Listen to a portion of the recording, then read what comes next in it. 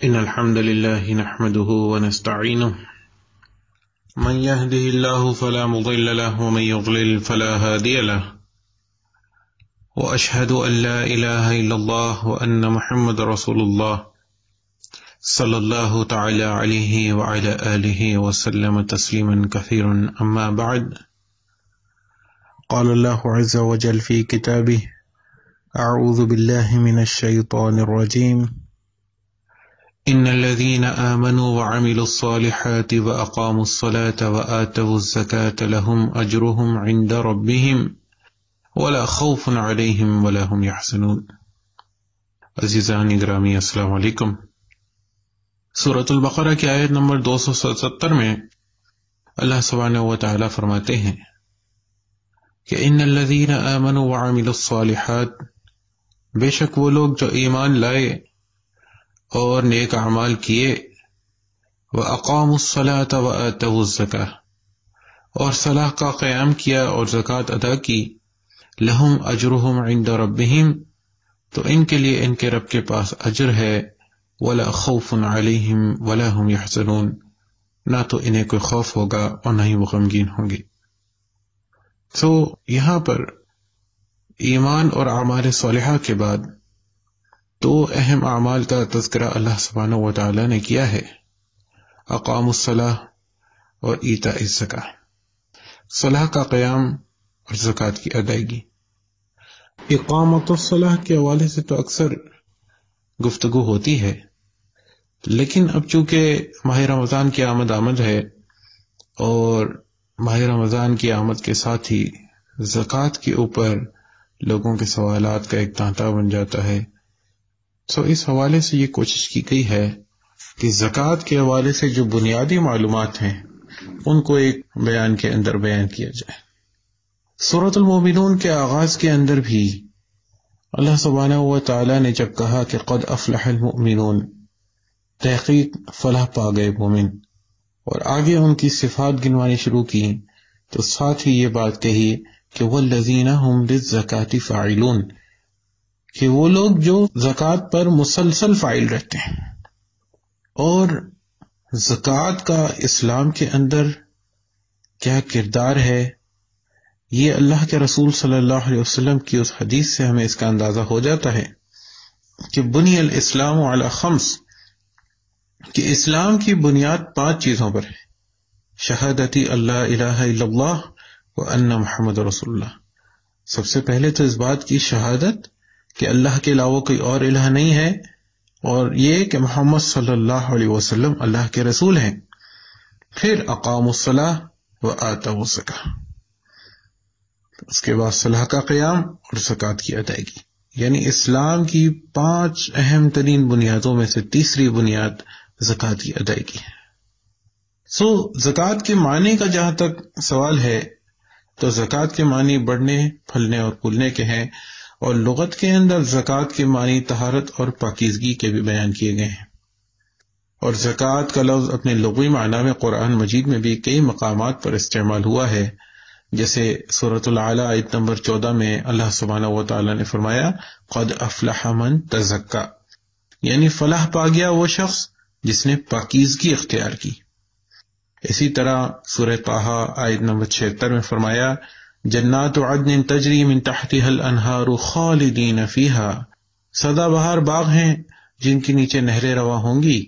وہ ان میں ہمیشہ ہمیشہ رہیں گے، وذالک جزاء من تزکا، اور یہ جزا ہے ہر اس شخص کے لیے جو پاکیزگی اختیار کرتا ہے۔ اسی طرح جہاں سورۃ الکہف میں اصحاب کہف کا واقعہ بیان ہوا ہے کہ جب وہ طویل نیند جو اللہ سبحانہ و تعالی نے ان پر طاری کی تھی، تو جب وہ نیند سے جاگے ہیں تو انہوں نے یہ ارادہ کیا کہ اپنے ایک ساتھی کو سکہ دے کر بازار میں کھانا لینے کے لیے بھیجا جائے، اور ساتھ ہی یہ بات کہ فَلْيَنْظُرْ أَيُّهَا أَزْكَىٰ طَعَامًا، کہ اب جو بھی جائے وہ یہ دیکھ لے کہ سب سے پاکیزہ کھانا کہاں سے ملتا ہے، فَلْيَأْتِكُمْ بِرِزْقٍ مِّنْهُ، تو وہاں سے وہ رزق لے کر آ جائے۔ جہاں تک زکوٰۃ کی اہمیت اور فرضیت کا معاملہ ہے تو اس کی اہمیت اور فرضیت کی سب سے بڑی دلیل تو یہ ہے کہ اللہ سبحانہ و تعالی نے قرآن میں اکثر مقامات پر جہاں اقام الصلاح کا حکم دیا ہے وہیں ساتھ ایتاء الزکاۃ یا آت الزکاۃ کا حکم بھی دیا ہے. اور ہر دور میں اللہ کے نیک بندے زکوٰۃ کے اوپر فائل رہے ہیں. جیسے اسماعیل علیہ السلام کے بارے میں سورہ مریم آیت نمبر 55 میں آتا ہے کہ وَكَانَ يَأْمُرُ أَهْلَهُ بِالصَّلَاةِ وَالزَّكَاةِ وَكَانَ عِندَ رَبِّهِ مَرْضِيًّا، کہ وہ اپنے گھر والوں کو صلاح اور زکوٰۃ کا حکم دیتے تھے اور اپنے رب کے نزدیک پسندیدہ تھے. اسی طرح سورہ مریم آیت نمبر 31 ہی میں عیسیٰ ابن مریم علیہ السلام کے بارے میں بھی یہ بات آتی ہے کہ انہوں نے کہا وَأَوْصَانِي بِالصَّلَاةِ وَالزَّكَاةِ مَا دُمْتُ حَيًّا، کہ مجھے تاکید فرمائی گئی ہے کہ میں صلاح اور زکوٰۃ کے اوپر فاعل رہوں جب تک میں زندہ ہوں. اور اسی طرح سورۃ البقرہ آیت نمبر 83 میں بنی اسرائیل کے حوالے سے بھی یہی بات کہی گئی ہے. وَإِذْ أَخَذْنَا مِيثَاقَ بَنِي إِسْرَائِيلَ لَا تَعْبُدُونَ إِلَّا اللَّهَ، اور جب ہم نے بنی اسرائیل سے پختہ عہد لیا کہ وہ اللہ کے علاوہ کسی اور کی عبادت نہیں کریں گے. وَبِالْوَالِدَيْنِ إِحْسَانًا، اور والدین کے ساتھ احسان کی روش اختیار کریں گے. وَذِي الْقُرْبَى وَالْيَتَامَى وَالْمَسَاكِينَ، اور اپنے رشتہ داروں، یتیموں اور مسکینوں کے ساتھ. وَقُولُوا لِلنَّاسِ حُسْنًا، اور لوگوں سے بھلی بات کریں گے. وَأَقِيمُوا الصَّلَاةَ وَآتُوا الزَّكَاةَ، اور صلاح کا قیام کریں گے اور زکوٰۃ کی ادائیگی کریں گے. ثُمَّ تَوَلَّيْتُمْ إِلَّا قَلِيلًا مِّنكُمْ وَأَنتُمْ مُعْرِضُونَ، مگر یہ کہ اس کے بعد تم میں سے چند کے علاوہ سب پھر گئے اور تم ہو ہی پھرنے والے.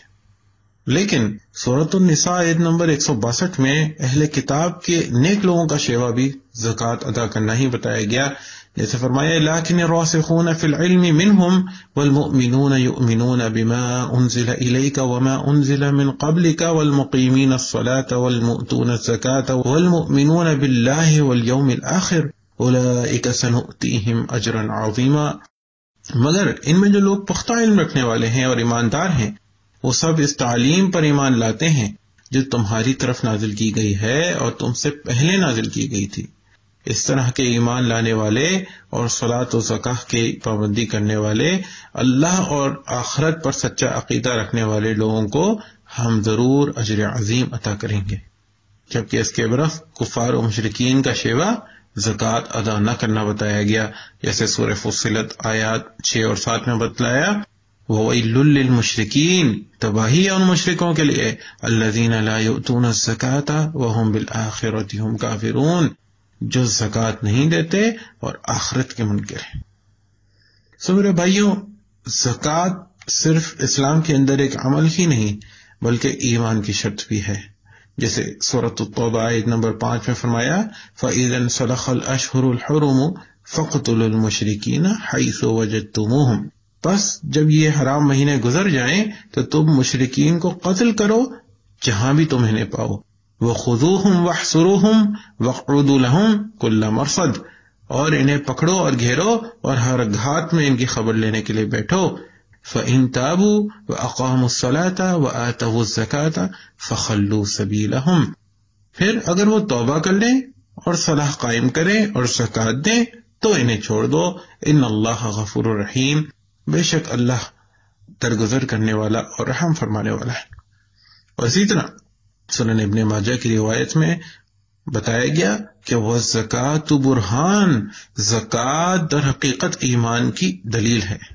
سورۃ المائدہ آیت نمبر 55 میں اللہ سبحانہ و تعالیٰ فرماتے ہیں انما ولیکم اللہ ورسولہ والذین آمنوا الذین یقیمون الصلاة ویؤتون الزکاة وہم راکعون، تمہارا دوست تو اصل میں صرف اللہ، اس کا رسول اور وہ مومن ہیں جو صلاح قائم کرتے ہیں، زکوٰۃ دیتے ہیں اور اللہ کے آگے جھکنے والے ہیں. اسی طرح حدیث میں آتا ہے کہ رسول اللہ صلی اللہ علیہ وسلم نے فرمایا کہ مجھے حکم دیا گیا ہے کہ میں لوگوں سے اس وقت تک جنگ کروں جب تک وہ اس بات کی گواہی نہ دینے لگیں کہ اللہ کے علاوہ کوئی معبود نہیں اور یہ کہ محمد اللہ کے رسول ہیں، اور صلاح قائم کرنے اور زکوٰۃ دینے لگیں. بس جب یہ کام کرنے لگیں تو مجھ سے ان کے جان و مال محفوظ ہو جائیں گے، سوائے ان سزاؤں کے جو اسلام نے کسی جرم پر ان پر مقرر کر دی ہیں، اور ان کا حساب و کتاب اللہ کے ذمہ ہے.